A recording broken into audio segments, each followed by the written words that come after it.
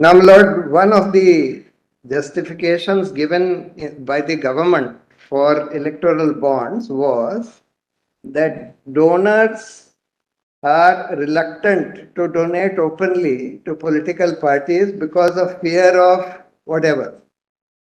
Now, so we asked this question under RTI. So that response, RTI response, my Lord, is in volume 4, page 536. Volume 4, page 536. Pointed out that the political party can well turn around and say that we don't even know. I am saying that, and ultimately, So my the Lord, purchaser of the bond may not be the person who is actually handing it over to the political party. That's right. That's why they may say that we don't know. And they can also say that it was not even handed over in person. It was just left at our doorstep. So, or couriered to us. Anything they can say. Who's the election commission is appearing before us? Yes. I'll just read out. Who's appearing for the election commission? Mr. Sharma, you have details of this data which has been submitted pursuant to the interim order. We have that seal cover. Got that. With my lords. Do keep it with you in the court so that at an appropriate time we'd like to look at it. But this is pertaining to 2019, Manoj. That interim order was passed in 2019. So pertaining to that, the data is with us. But they should give the data. This was a continuing interim order. But this is not only confined to the 2019 election. The mandate is that you must continue to maintain this data. As far as the data of 2019 is concerned, that's there in the seal cover. Because if my laws requires so, data Mr. Sharma, let's be very clear. This is an interim order. That's right. It will continue till the decision. So there are 40 legal lawsuits pending.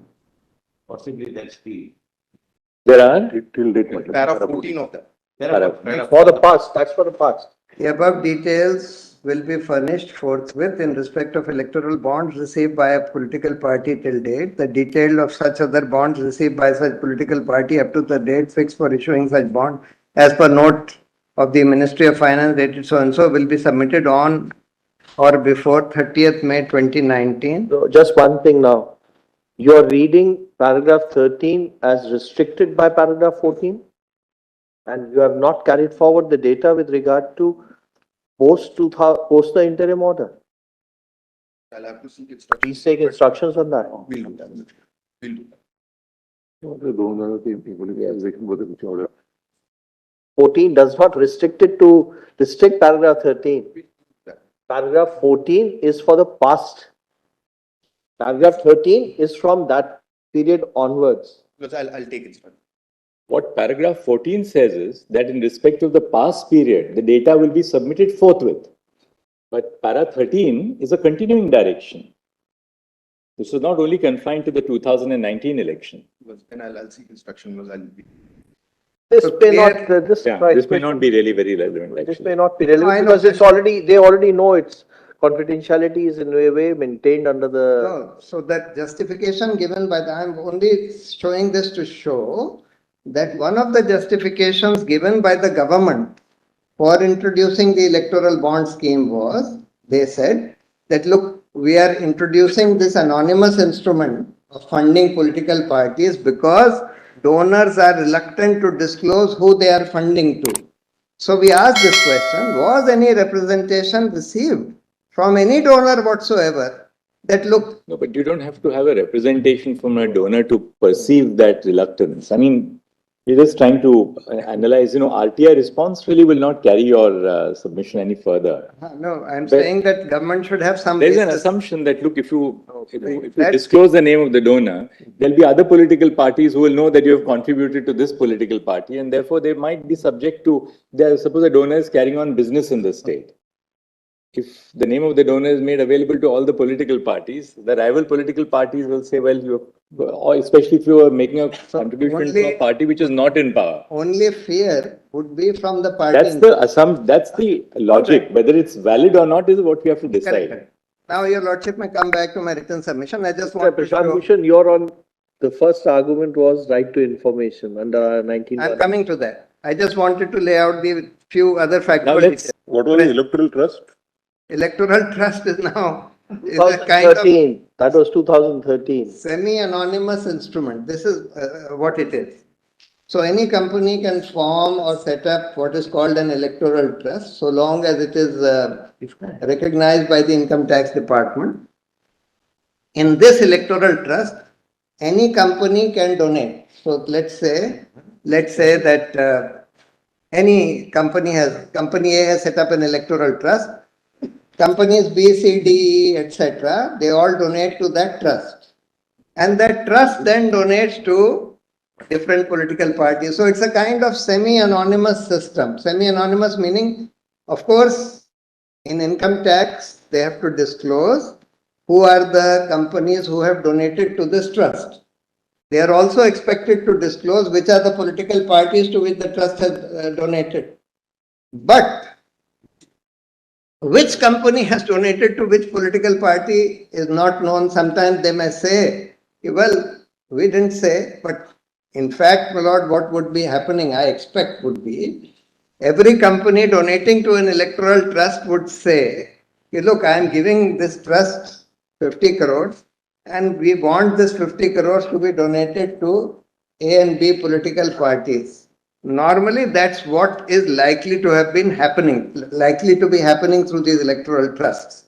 So this is also a kind of semi-anonymous way, not totally anonymous, because you can come to know which are the companies who have donated to this electoral trust, and you can also come to know which are the political parties that this electoral trust has donated how much money to.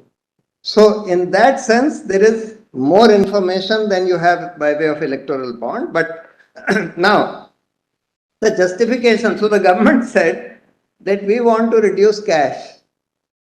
Earlier people were donating through cash and therefore they also said that we have reduced this disclosure requirement from anything above 20,000 rupees to anything above 2,000 rupees. Though, my lord, that amendment was only made in the Income Tax Act, not followed through in the Representation of People Act. But let's assume that it would have been made even in the Representation of People Act. That means the law earlier was that you have to disclose any donations above 20,000 rupees. The political party has to disclose to the income tax as well as to the Election Commission.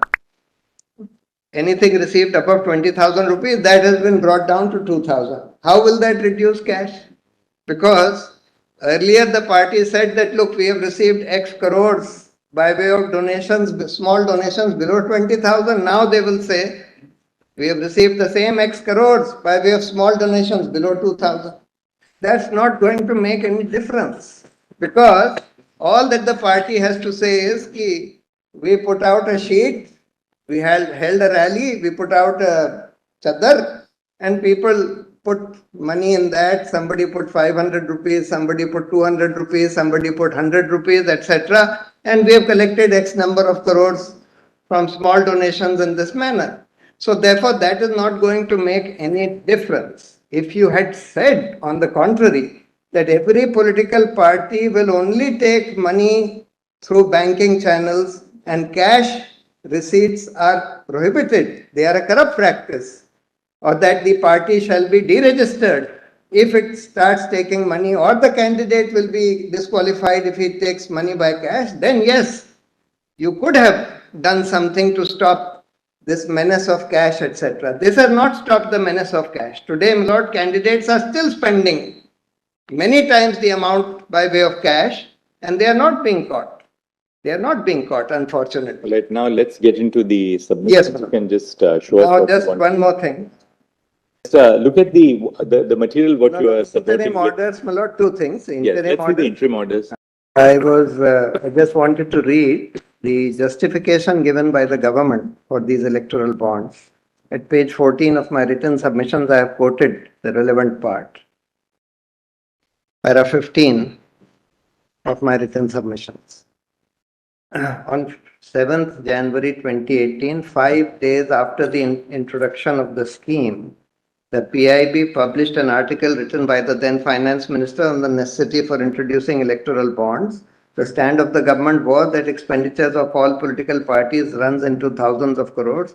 However, there has not been a transparent funding mechanism of the political system. The said PIB released quotes from the then finance minister's article. Quote, the conventional system of political funding is to rely on donations. These donations, big or small, come from a range of sources from political workers, sympathizers, small business people, and even large industrialists. The conventional practice of funding political system was to take donations in cash and undertake these expenditures in cash. Sources are anonymous or pseudonymous. The quantum of money was never disclosed. The present system ensures unclean money coming from unidentifiable sources.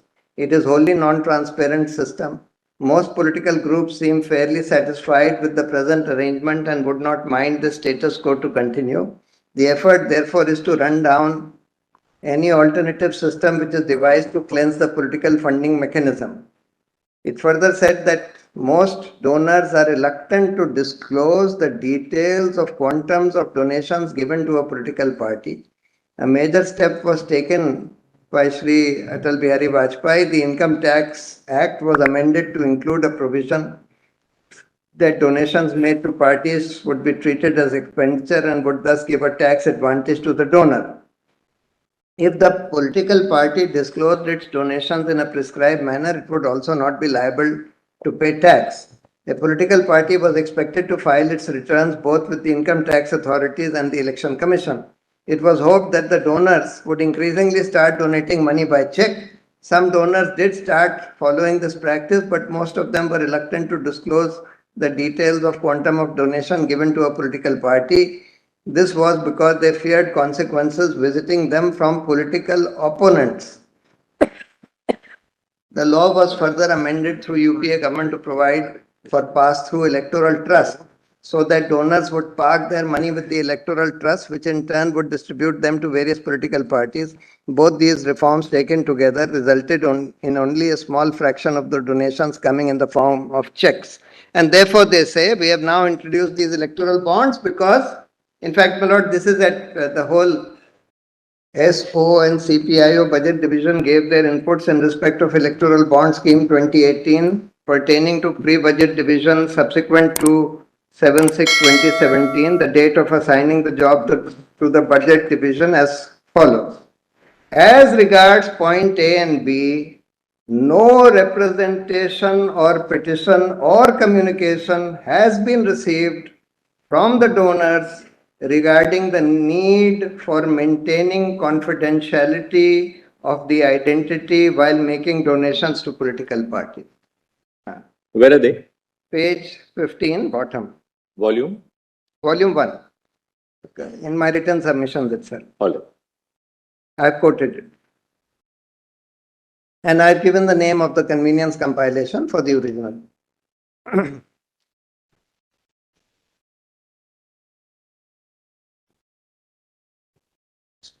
We have considered the matter including amendments to the statutes brought in by the Finance Act 2016 and 2017. We have closely examined the stand taken by the respective parties and what has been stated by the Election Commission in its affidavit, details of which have been set out. All that we would like to state for the present is that the rival contentions give rise to weighty issues which have a tremendous bearing on the sanctity of the electoral process in the country. Such weighty issues would require an in-depth hearing which cannot be concluded and the issues answered within the limited time that is available before the process of funding through electoral bonds comes to a closure as per the schedule noted earlier.